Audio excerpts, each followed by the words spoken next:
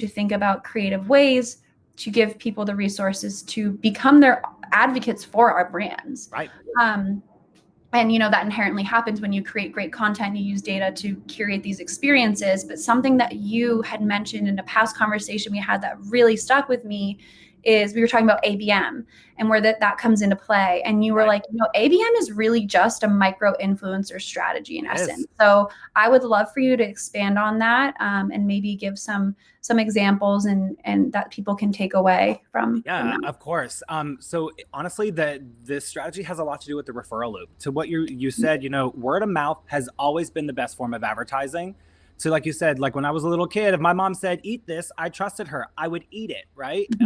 And the same is the same as in terms of like how we consume media, how we consume knowledge.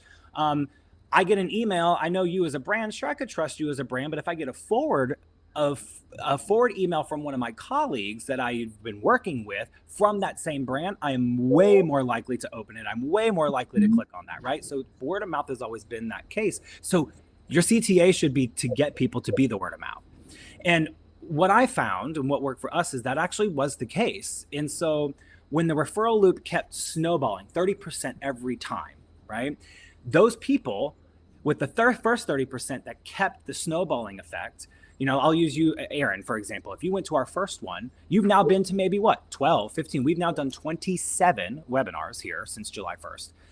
And there are some people that have been to more than 60% of those. So they're now pretty much micro influencers. I may have not have met them in person, but they have engaged with enough of our content that they know who we are and they can talk to about how great this was or how great that was or what value that we got out of it.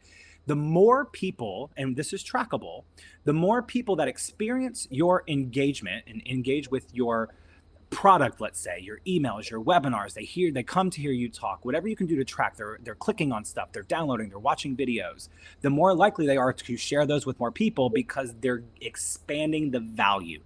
Okay.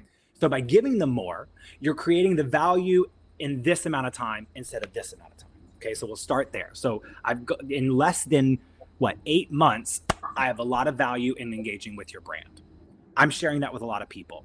And what we saw is that was common across multiple discipline areas. That was common across regardless of where they were in their tier of decision maker at the top, or I'm an intern or coordinator, junior level person. The behavior was the